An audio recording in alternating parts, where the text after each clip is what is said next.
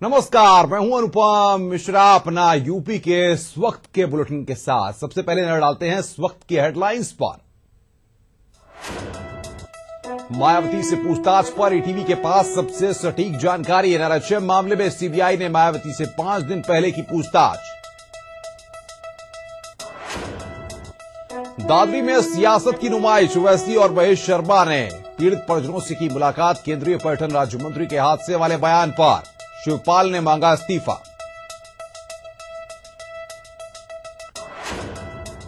ETV से खास बातचीत में दादरी के पीड़ितों ने बयां किया दर्द। भाई ने कहा मामले पर हो रही है सियासत। बेटे ने कहा अफवाह केवल अफवाह होती है।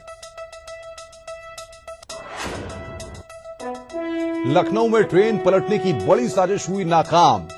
प्रयाग लखनऊ पैसेंजर दुर्घटनाग्रस्त होने से बची। कनकहा मोहनलालगंज रेल ट्रैक की पटरी गई थी काटी। मेरठ में डॉक्टरों से सामने आया चौंकाने वाला मामला। 12 दिन का मासूम पाया गया डेंगू पॉजिटिव। मां की कोख में ही मिली बीमारी। आगरा में मुख्यमंत्री अखिलेश यादव ने गांधी के रास्ते पर चलने से ही खुशहाली होने की कही बात। बोले सरकार ने सभी वर्गों के लिए काम किया। सोशल इंडिया पर 2 मुद्दों पर हो रही है चर्चा।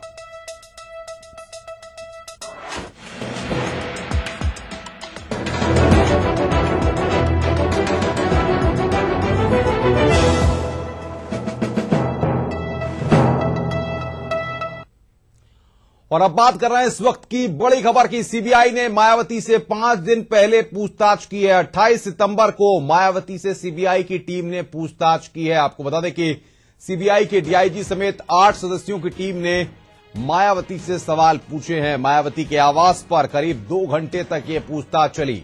सोमवार देर शाम मायावती के दिल्ली आवास पर यह पूछताछ हुई है। विभाग के बंटवारे को लेकर मायावती से सवाल हुए थे। इस बात की जानकारी ईटीवी उत्तर प्रदेश उत्तराखंड को लग रही है। मायावती से पूछताछ पर ईटीवी के पास सबसे सटीक जानकारी मौजूद है। इस वक्त की ये बड़ी खबर। सीबीआई की टीम ने आपको बता दें कि मायावती से पूछताछ की है। सोमवार देर शाम मायावती के दिल्ली आवास पर यह पूछताछ हुई है। विभाग के बंटवारे को लेकर मायावती से सवाल पूछे गए। 28 सितंबर को ही मायावती से पूछताछ हुई है। सीबीआई के डीआईजी समेत 8 सदस्यों की टीम ने मायावती से सवाल पूछे हैं।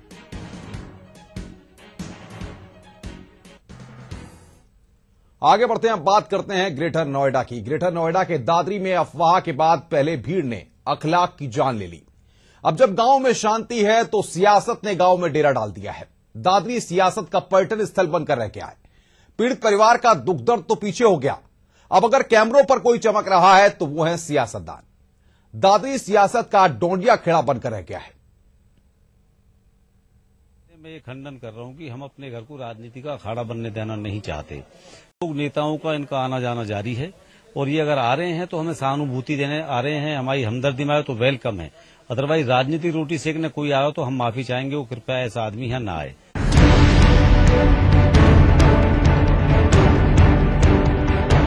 दादरी को यूपी के नक्शे में पर्यटन स्थल का दर्जा प्राप्त नहीं है, लेकिन दिन भर सियासी पर्यटक दादरी की तरफ ही भागते रहे, जैसे दादरी जगह नहीं अजूबा हो गई हो। हर नेता अपने कुर्ते को ज्यादा चमकदार बताकर दूसरी पार्टी का गिरहबान पकड़ता रहा।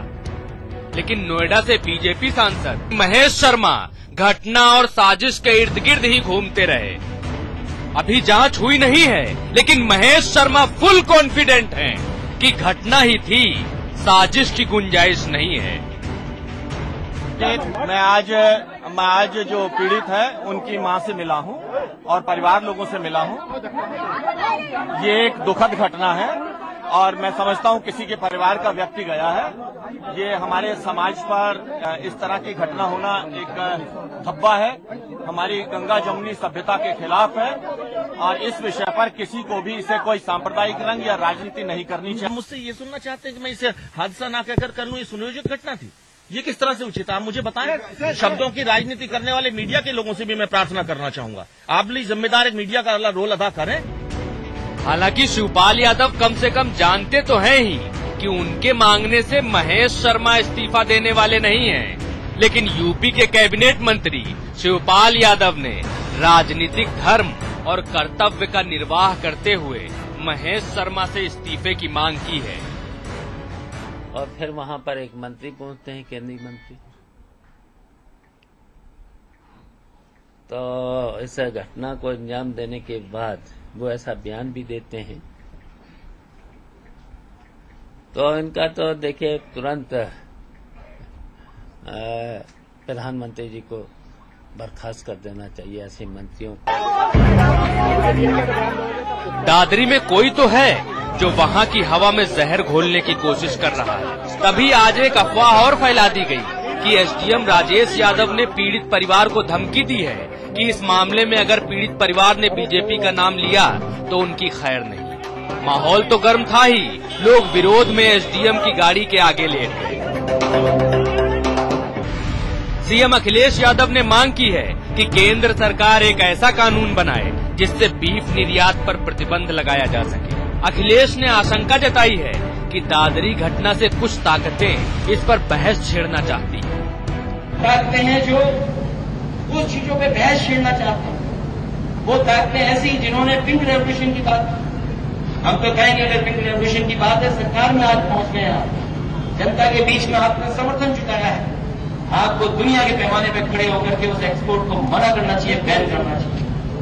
बचाओ की बैन करते हैं, एक्सपोर्ट बैन करते हैं, आपको कदम आगे उठाना चाहिए, एक्सपोर्ट बैन करना चाहिए। कि उन लोगों का दिमाग की जांच करानी चाहिए, गोश्त की नहीं, दिमाग की जांच करानी चाहिए कि इनके दिमाग में इतना बड़ा जहर भरा हुआ है कि एक शख्स जो मर चुका है, बजाय उसको विक्टिम ट्रीट करने के उसको एक्यूज ट्रीट कर रहे हैं। मैं इसलिए कह रहा हूं कि कल प्राइम मिनिस्टर ने हिंदुस्तान की मशहूर गुलकार आशा भोसले के बेटे का इंतकाल हुआ, तो प्राइम मिनिस्टर ने ट्वीट करके कंडोलेंस उनको दिया।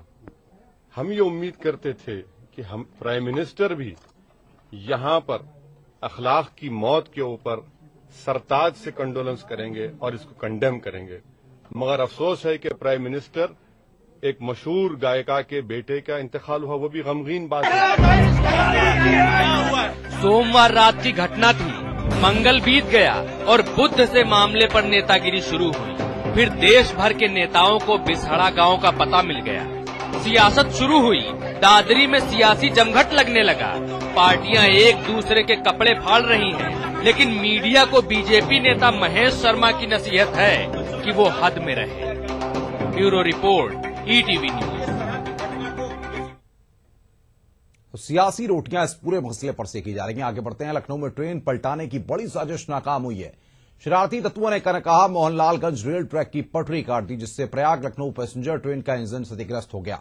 वहीं ट्रेन के ड्राइवर की समझदारी से हजारों यात्रियों की जान बची है। इस हरकत की जानकारी रेलवे कंट्रोल रूम को दी गई और दुर्घटना के बाद दर्जनों ट्रेनें लेट हो गई हैं। वहीं उत्तर रेलवे के डीआरएम ए.के. लाहौटी का बयान आया है। उनकी माने तो साजिश के तहत रेलवे ट्रैक काटा गया है। उधर इस मामले में एक और नया खुलासा हुआ है। ट्रेन का ट्रैक काटने वालों के निशाने पर हरिद्वार और नौचंदी एक्सप्रेस थी। यहीं पर उजी आतंकी वली उल्लाह ने हथियार छुपा रखे थे। यहां से आरडीएक्स और डेटोनेटर इसी क्षेत्र से बरामद हुए थे। बाजार है तो उसके पास के ट्रैक को काट दिया गया है। उसमें करीब 48 सेंटीमीटर ट्रैक बीच में से किसी चीज से काट के और अलग कर दिया गया। निश्चित रूप से किसी की शरारत ही लगती है, किसी भी अराजक तत्व की, किसी भी व्यक्ति की, किसी भी ऐसी की जो ट्रेन को नुकसान पहुंचाना चाह रहा था, उसकी शरारत महसूस होती है। ड्राइवर की सूझबूझ से ही सही, लेकिन लखनऊ में आज एक बड़ा रेल हादसा होने से बच गया। लेकिन सवाल इस बात का है कि आखिर 48 सेंटीमीटर का वो रेलवे ट्रैक किस साजिश के तहत आरी से काटा गया, क्योंकि अगर ये हादसा होता तो तमाम जाने जाती। लिहाजा अब इस साजिश को बेनकाब करने के लिए यूपीएसटीएफ से लेकर एटीएस की पूरी टीम तक लगाई गई है। कैमरामैन शरद तिवारी के साथ संतोष कुमार, ईटीवी न्यूज, लखनऊ। कौन था इसके पीछे, एक बड़ा सवाल है। यहां पर एक ब्रेक के लिए, ब्रेक के बाद जल्द हाजिर होते हैं।